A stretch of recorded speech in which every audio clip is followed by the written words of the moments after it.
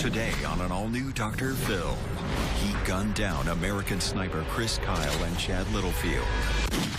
Something snapped in my son. What did you say to yourself when you realized your boy had murdered 2 people? In an exclusive interview, I was telling my son to get out of the damn truck. Get out of the truck, son. It was a heart-stopping moment. his family reveals dramatic new details. Have you ever watched a scary movie and the villain's eyes turn black? It was in real life, and it scared the living hell out of me. There's a side of this story that hasn't been told. Talking about vampires and werewolves and wanting to suck your blood. He tried to blow his brains out. It hurt me so deeply that my child could do this. Did the jury get this right? You approach Chris Kyle, and he agrees to help. I would have never asked if I had an idea that this could happen. Inside the mind of the man who shot the American sniper. A Dr. Phil exclusive. The life and death of American sniper Chris Kyle has captivated both the nation and Hollywood. He has been called the deadliest sniper in American history. His story became a best-selling novel and later a record-breaking blockbuster movie starring Bradley Cooper, bringing in more than $500 million in ticket sales worldwide and 6 Academy Award nominations.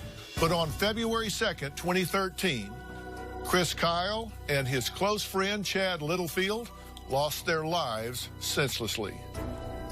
Chris risked his life fighting for this country, and after 4 tours of duty in the Iraq War, he miraculously managed to return home safe and sound. But in a terrible twist of fate, the young war hero who had survived for years in the world's most dangerous combat zones lost his life in his home state. Chris Kyle and Chad Littlefield were fatally gunned down at a local shooting range by a troubled veteran they were both trying to help. While the movie American Sniper played in theaters, the real-life trial of Chris and Chad's killer, Eddie Ray Routh, was underway. It's a terrifying call for help. 911. My brother told me that he's committed a murder. I'm terrified for my life. The most lethal sniper in U.S. history was gunned down at a Texas shooting range. The man arrested a troubled former Marine whom Kyle was trying to help. Routh shot Kyle in the back 6 times, as well as Kyle's friend Chad Littlefield 7 times.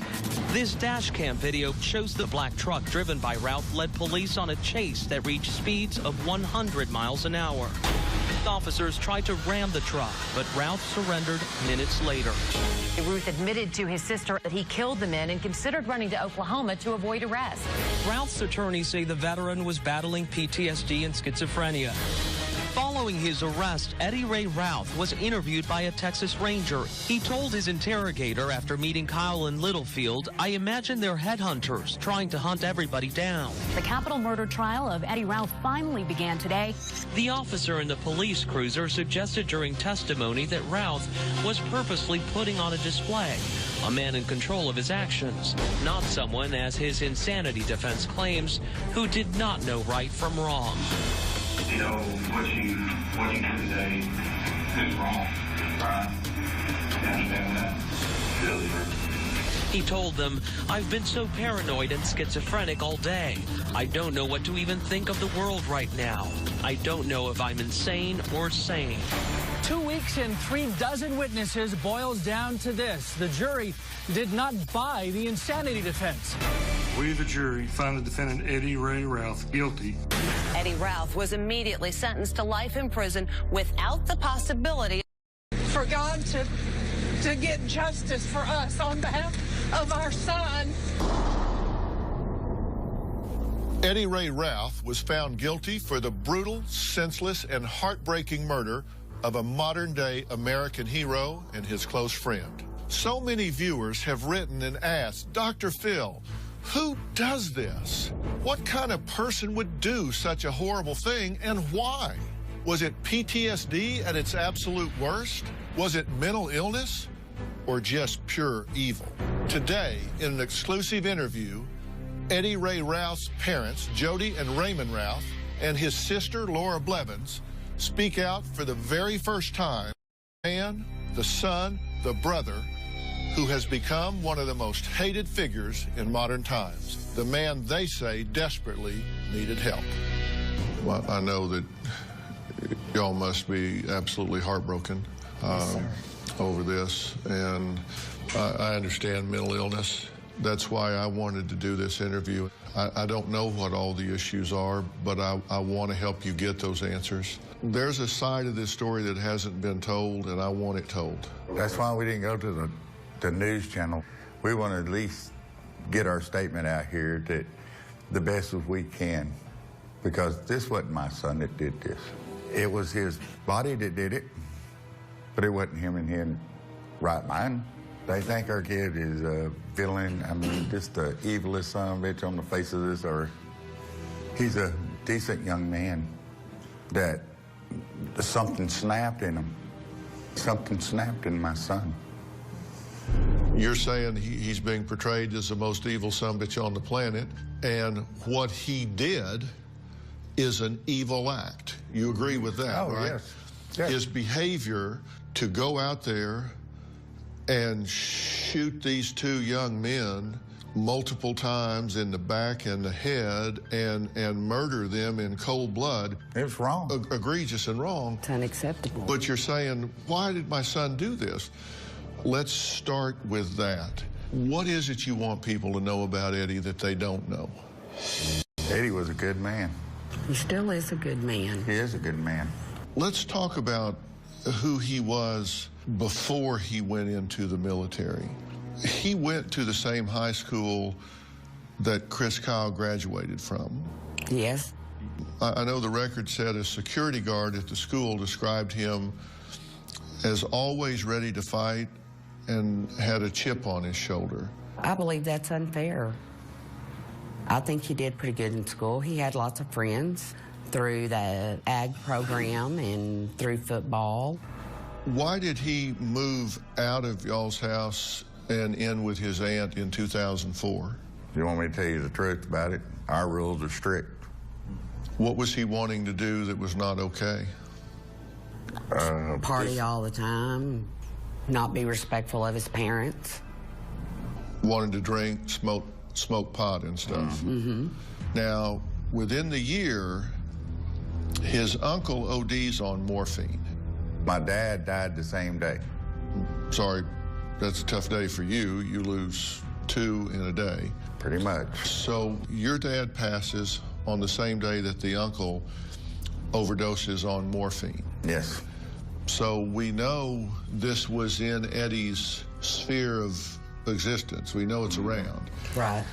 Do we know if he was taking any morphine? No. At this point, are you seeing any unusual behavior out of him? No hallucinations, no delusions, no behavior that you're going, oh, not okay? None whatsoever. No, sir. Okay. In 06, he signs up for the Marines, goes into boot camp, gets a citation for meritorious distinction.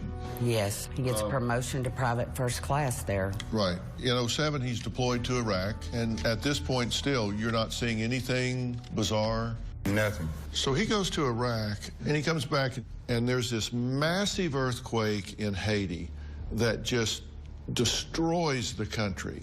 And he is deployed on humanitarian assignment. What did he say had impacted him while he was there? His comment to me was, Mom, they didn't train me to go and see the devastation that I saw. And that was really hard for him. And he was always very concerned about children in America being hungry, having shelter. He was so concerned about wasting food that was in our refrigerator, even if it was 2 or 3 weeks old and I was going to throw it out. He wouldn't allow me to throw it out. He would eat it. But was there anything that he saw in Haiti that he reported to you that you think might have created PTSD with him? Well, one thing he saw were a lot of dead bodies. And that was one of the things he said. They didn't train me to pick up bodies off the beach and dump them in a dump truck. At this point, we're at the end of the summer in 2010. He leaves active duty, And he gets a job as a military contractor. Yes. But he leaves after 5 months and comes home. Why? Panic attacks. Okay. Just flying. He's not liking the flying. No, sir. So he gets a job in Houston in 2011, putting up siding on storage buildings. Mm-hmm. Yes. He has a heat stroke. Yes. This is when he starts talking about a tapeworm. Yes. He was so incredibly obsessed that he had this tapeworm and that it was eating him from the inside out. It was eating his muscles. He was eating ravenously, just everything he could get his hands on. Okay, he's checked. He doesn't have a tapeworm. No, he sure didn't. You think the whole family's got tapeworms? Yeah, Have you any idea where this comes from? None. You take him to the lake to spend some time with him. He starts talking bizarre there. What's he talking about? Talking about vampires and werewolves and wanting to suck your blood. And by this time, he goes up there to the trunk of the car and tries to get my pistol and tries to blow his brains out. Why does he want to blow his brains out? He's sick of the living with this stuff in his head. A week or so before the incident at the lake, he asked me, Mom, take me to the hospital, I'm not good. He meant that his thoughts and what he was thinking about was not good. We took him to the hospital, and he was there for like 3 days, and because he self-admitted, when he said he was fine, they let him go. Even though he was still having these wild thoughts and thinking that there's a new world order and maybe he's the Messiah, maybe I'm Satan, and you know, he really did not know what was going on, but he knew he needed help. And understand, I've not met Eddie yet at this point, but I have to tell you, none of this sounds like PTSD. This sounds like severe mental illness. But the only thing we were told by the doctors was that there was psychosis, not otherwise specified, and PTSD. Well, you're also seeing hallucinations and delusions and things that don't necessarily have anything at all to do with PTSD, and they're appearing absent triggers. We're seeing a lot of staring into space, not knowing when someone speaks to him, not responding. Falling on the deck after nail guns going off. Right. I mean, clearly there are some things that could be consistent with PTSD, but it seems much more severe. Right. And I have not had the opportunity to watch the show that you did with a young man with PTSD, but a dear friend watched it and started emailing and calling me immediately. Dr. Phil's doing a show, and it's Eddie to a T. Well, clearly he has a severe mental illness, and oftentimes there's comorbidity. These things exist together. Well, when he was in the hospital for the 9 days or whatever it is, and a doctor come up to me and said, "Do your son look any better to you?" And I said, "Hell no, he don't look no goddamn better." And guess what? They let him out the next day. That's what I don't understand about this. So he's in and out of mental wards. You say he needs to remain. And then January 2013, you approach Chris Kyle at the school, correct? And you do it specifically because you've been told that Eddie has PTSD. Absolutely. And Chris had a Fitco Cares, which was an organization that he led in order to help veterans with PTSD. And I'm at my wit's end to get some help for my child. What did you say to Chris that day? Coming up. You had absolutely no idea that asking him for help, that a week later he would murder Chris Kyle and Chad Littlefield. I would have never asked if I had an idea that this could happen. I needed help for my son. Did you tell Chris that he had been paranoid, that he had taken weapons, that he had a history of drugs and alcohol? Tomorrow on an all-new all-new Dr. Phil. The video that outraged a nation. What really went on inside the SAE frat house? Is racism still rampant? You're going to hear some despicable things. This is the episode. My dad refuses to accept my son because he is half black. Everyone should see. I told her if she ever got pregnant to one of them apes, I would have to build a monkey cage. You must protect your child from your father. All new Dr. Phil. That's tomorrow.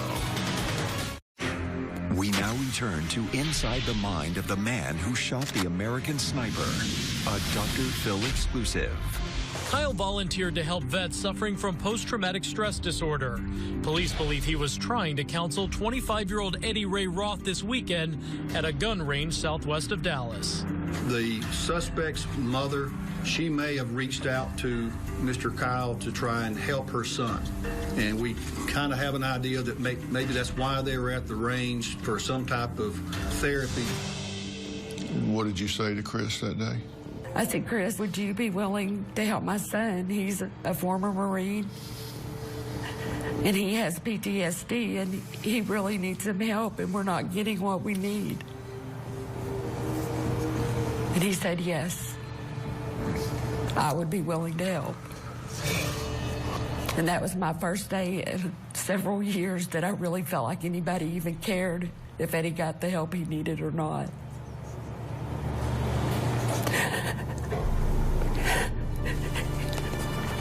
It's all right. His trip to the hospital was not giving him the help he needed. And I had so very much trusted the VA to take care of my son, who was a veteran, because he had given his time and energy to our country. And I hate so much that I counted on them. But I did not know what, I was at a loss for other resources. And I needed help for my son. And he agrees to help. He did. And of course you had absolutely no idea that asking him for help, that a week later he would murder Chris Kyle and Chad Littlefield. You of course had no idea. I would have never asked if I had an idea that this could happen. What do you say to yourself about that now? It's a very hard feeling for me. And I know it's not my fault. And of course, hindsight's 20/20. 8 days before this had happened, you had begged the VA to not turn him out. I did. And they kept him one more day. And I said, no, he's not ready. You said, don't let him go. Don't let him go. He can't carry on a conversation. He was still not Eddie. And they said, well, he'll stay tonight. At that point, he'd been there 4 days, and that's not very long. But you told him he's not ready. I did. Don't let him go. And the very next day, they called and they said they were going to release him. And by the time I arrived there, Eddie was wandering the parking lot. They'd already discharged him. Did you know about the episode with his girlfriend, Jen? We're seeing a face of Eddie Routh the public hasn't seen yet. Routh's girlfriend, Jennifer Weed, testified Routh began behaving strangely months before the murders. She says he would go weeks without bathing and at one point made her communicate on a legal pad because he thought the government was listening. When I tried to speak to him, he would take his hand and he would cover my mouth because he didn't want them to hear what I had to say. Did he tell you who he thought was listening to him? It was typically the government. He definitely had paranoia about the government out to get him. Did you know that he had clutched a butcher knife and said he was going to defend her from government agents? I knew a little bit about that, and I talked to Jen, and she was saying that Eddie was not in any way trying to harm me. He was trying to protect me. Did you tell Chris that he had been paranoid, that he had taken weapons before the knife, the .357 Magnum at the lake? And no, because I didn't know they were paranoid delusions. I just thought they were a part of the PTSD. Did you tell Chris that he had a history of drugs and alcohol? I did tell him he had a history of alcohol, and Chris said he understood that because he also did. You know, PTSD is generally not violent, but if you pour drugs and alcohol into the mix, the incidence of violence ramps up dramatically.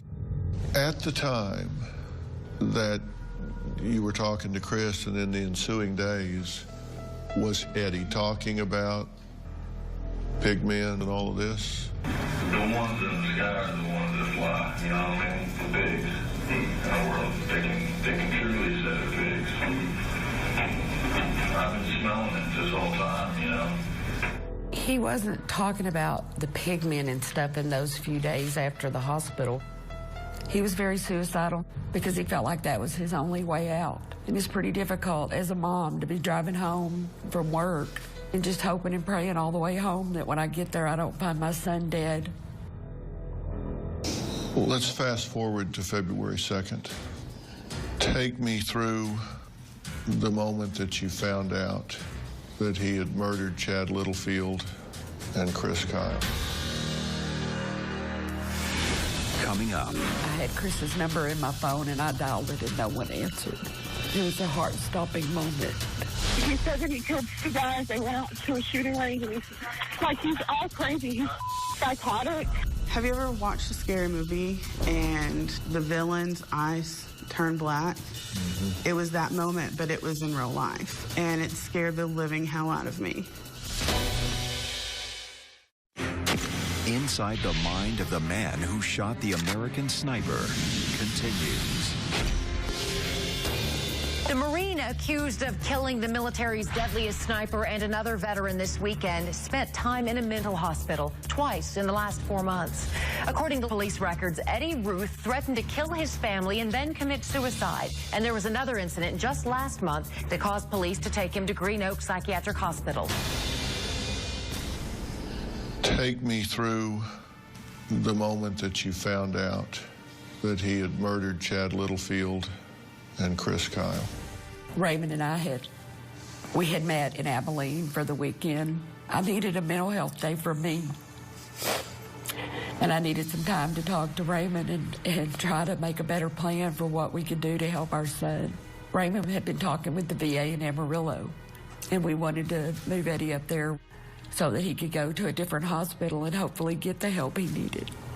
Then that day never came. Our daughter Laura calls, and she is hysterical. And I knew the moment I heard her voice that something really had gone wrong. And she tells me Eddie's killed 2 people.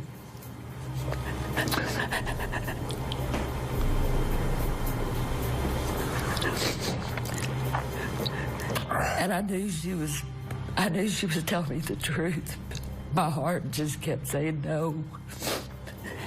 No, Eddie could never do this. And that's when I took the phone away from her and told Laura to call the police. And I called my neighbor next door because he was the police officer. If you see Eddie, stop him. Did she tell you who? She had no idea. She didn't know. It don't matter who it was. But I did. You knew? When she told me he was driving a black truck, I knew that truck. I'd seen it before. I'd opened the doors on it to let the kids out at school. I knew it was Chris's truck. I had Chris's number in my phone and I dialed it and no one answered. It was a heart-stopping moment. You're home on February 2nd, and he shows up at your house. Yes. He walks in and says what? Is the world freezing over? And the hair on my neck stood up, and I was like, what are you talking about? And he's like, I killed 2 guys today. And I said, who did you kill? I don't know who they are. And I said, who did you go with? I think his name is Chris. I said, what are you talking about? I told him, I said, if you're telling me the truth, you need to call the police and turn yourself in, because I didn't know, does he have a gun? Is he going to harm me? What the hell is going on? Because at this point, I didn't honestly believe him. Yeah, you wouldn't believe him, right? No. And I said, okay, well, then I'm calling the cops. 911, yes, ma'am. My brother just came by here. He's now left, but he told me that he's committed a murder, and I'm terrified for my life. Okay, hold on. I don't know if he's going to come back here. Okay, who did he say he had killed? He said that he killed 2 guys. They went out to a shooting range, and he's all crazy. He's psychotic. He started talking about people sucking his soul, and he said that he took their souls before they could take his. And we started walking to the door, and I got out on my front porch, and I saw a massive pickup truck with giant knobby tires, and I felt like I was going to throw up. Because you knew that not his truck. Right. And I looked at him and I said, I love you, but I hate your demons. And as soon as I mentioned demons, have you ever watched a scary movie and the villain's eyes turn black? Mm-hmm. It was that moment, but it was in real life. And it scared the living hell out of me. At one point, he said, love you, Beezer. Yeah. That's your nickname? He calls you Beezer? Yeah. Was that his goodbye to you?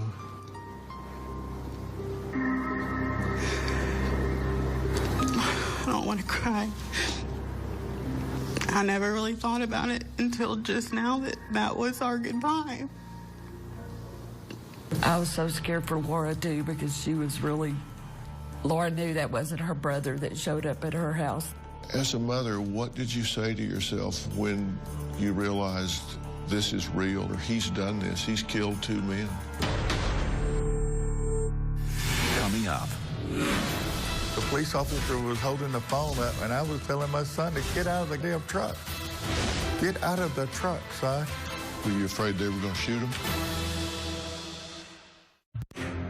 Inside the mind of the man who shot the American sniper continues. The black truck driven by Ralph led police on a chase that reached speeds of 100 miles an hour. It shows officers tried to ram the truck, but Ralph surrendered minutes later. As a mother, what did you say to yourself when you realized this is real, or he's done this, he's killed 2 men and driven off in one of their cars? I just kept thinking I'm the mom of someone who's killed. It hurt me so deeply that my child could do this. I just couldn't even imagine that it was real. What did you say to yourself when you realized your boy had murdered 2 people? Why did my son do this? What went down? The police officer was holding the phone up, and I was telling my son to get out of the damn truck. Get out of the truck, son. Because it was wrong. Were you afraid they were going to shoot him if he didn't turn himself over? Yes, sir. I did. I really did. Some of the guns are still in the truck. I'm hurt that a situation like this could even happen. The sad part is it's over and over and over and over from the VA hospital. They still turning people out. They ain't trying to help them. They just letting them go. Is the VA to blame, or is your son to blame? My son is to blame for shooting these 2 people. We've never denied that Eddie did this. I ain't saying he didn't do this, Dr. Phil. But if the stun guns would have kept him in the hospital, we wouldn't have his problem. The VA had the opportunity to keep Eddie in there. Green Oaks wrote a damn letter to him and told him he is danger to himself and others. Yes, and they had set up a mental health hearing in Dallas County Court for the 29th of January, and their doctor said that Eddie needed to remain hospitalized for 30 to 90 days because he was a danger to others. I drive him back to the VA for his follow-up with the psychiatrist, and he begins to look at Eddie's records, and he says, well, The first thing I see here is that the dosage of medication that they've given your son is only a child-sized dosage. We definitely need to increase that. He'd ask Eddie a question. Eddie would say, you know, like, roses are yellow. I mean, his answers, he couldn't even answer the question. Totally out of touch with reality. Totally out of touch with reality. Why can't we get Eddie readmitted? It's obvious by looking at him. He is not here. And he said, that's really not necessary. We'll just increase his medication. They had the perfect opportunity to keep him remaining, you know, I'm sorry. Eddie Ray Routh is charged with 2 counts of capital murder. He was transported to the Erath County Courthouse Annex under tight security, and he entered a not guilty plea. When you went to see your son in jail, did he understand what was going on? He didn't even know why he was there. And we couldn't tell him because we were instructed by the attorneys not to talk about anything because it was all being taped. He didn't know why he was in jail? He didn't really know why, and he couldn't understand why we didn't pick him up. I mean, we'd sit down and pick up the phone, and he'd say, Mom, are you here to pick me up today? And I'd have to say, no, I'm not. But you eventually told him, $3 million bail, you're serious. Yeah. I have to ask you, because I think people will want to know, as parents, what it was like for the two of you to go through that trial, hearing your son painted as a monster. When anyone says awful things about your child, it cuts you in two. It breaks your heart again and again. I wasn't about to give up on my son then, and I'm not about to give up on him now. It was hard for me to sit there and not speak out. Did the jury get this right?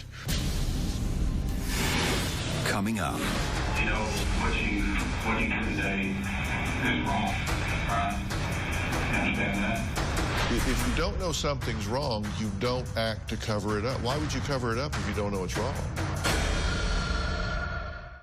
Tomorrow on an all-new Dr. Phil. Is racism still rampant? Growing up, there was a picture of Hitler on our fireplace mantle. You know he's a member of the Klan. I accept him for who he is. He's a hate monger. That's tomorrow. We now return to a Dr. Phil exclusive. Inside the mind of the man who shot the American sniper. A guilty verdict at the American Sniper trial. It did not take long for the jury there to reach its decision. Did the jury get this right? No, sir. How did they get it wrong? What did they miss? They missed that he was insane at the time of this incident. Listen to a few of the things they had to say, and let me ask you to respond. I don't think he's insane at all. I think he played the system. In the very end, this young man knew right from wrong. Yeah. And so with a good conscience, we had to say he was guilty of this crime because he knew right from wrong. The state did not go for the death penalty against Eddie Ralph. If they had, show me your hands. How many of you think you would have voted for death in this case?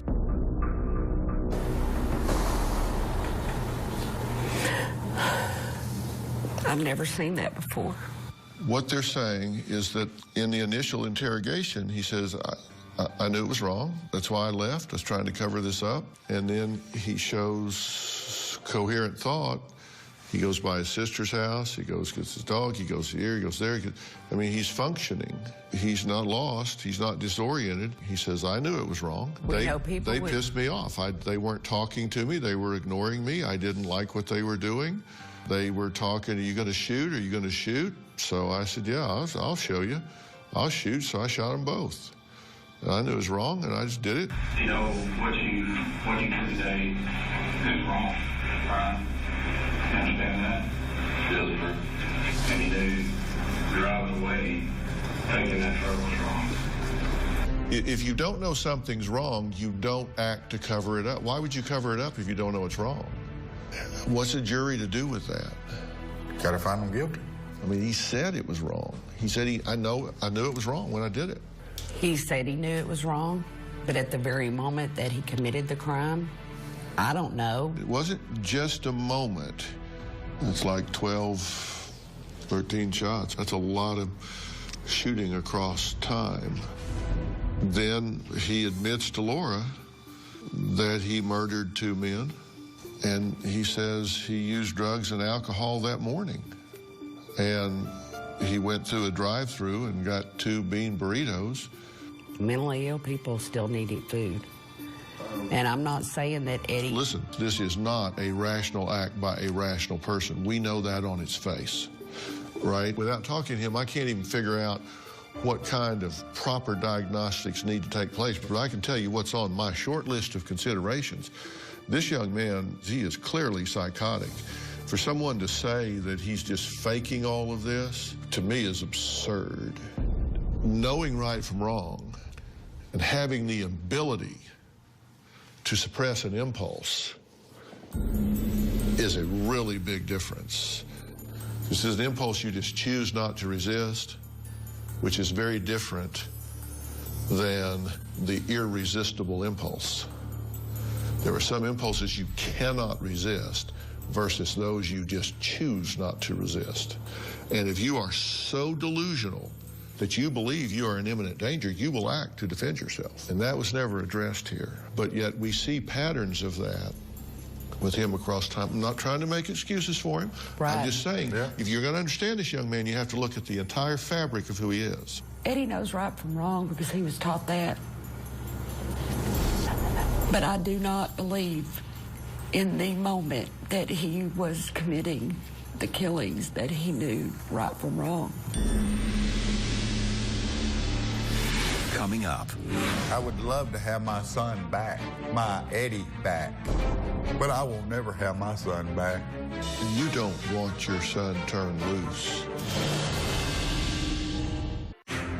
Inside the mind of the man who shot the American sniper continues.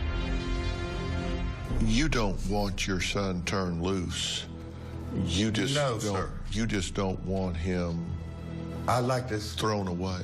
I'd like to see him get some help for his whatever it is, whatever they call it, PTSD, psychosis, whatever they call that stuff, whatever they can come up with.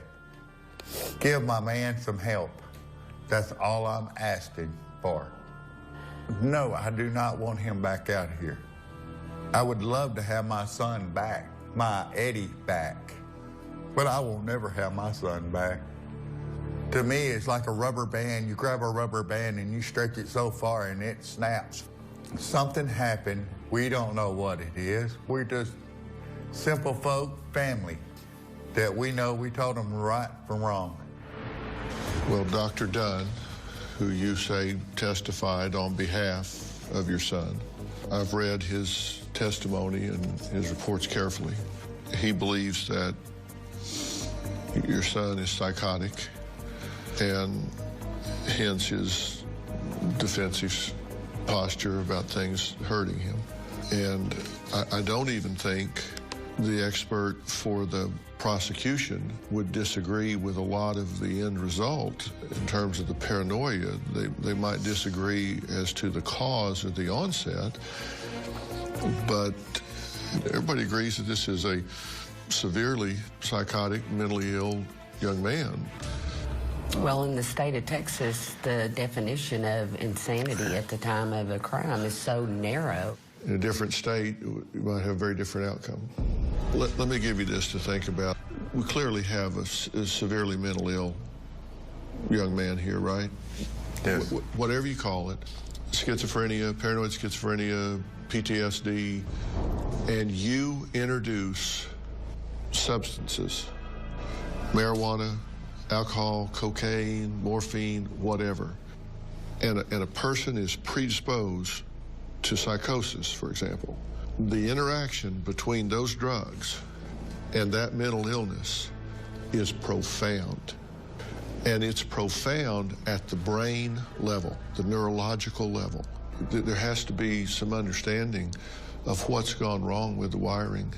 And maybe he's going to spend the rest of his life in jail, but maybe the quality of that life can be enhanced. That's all we've ever wanted, is for him to get the treatment. We just want some treatment for our son so his brain will function. You say you're not giving up on your son, and I want everybody to understand no mother should, and that doesn't mean that you're trying to trivialize what he did. You're not saying what he did was okay. Hell no, it ain't okay. Jody, what would you say to Chris Kyle if you could talk to him right now?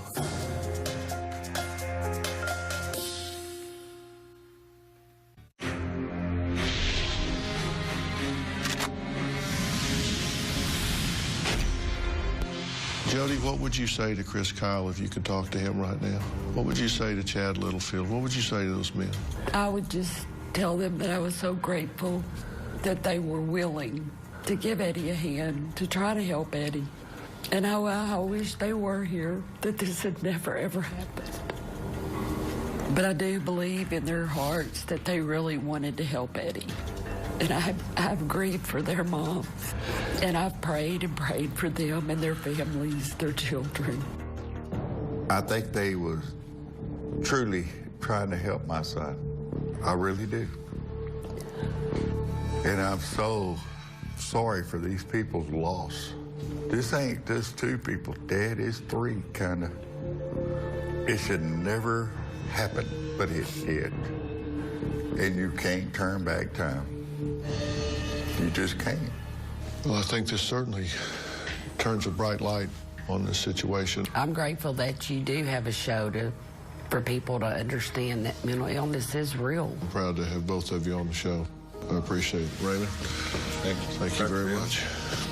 Really appreciate it. Eddie Ray Routh's parents don't deny that their son committed a heinous and unthinkable act. But they hope that by speaking out, someone will see warning signs, someone will reach out for help, and maybe even one person can be saved as a result. They also hope their son will get the help he needs, even if he spends the rest of his life behind bars. Eddie Ray Routh plans to appeal his sentence. We will keep you updated as this story continues to unfold. Our thoughts and prayers go out to Chris Kyle's family and Chad Littlefield's family. For more information, go to drphil.com. Thanks for being here today.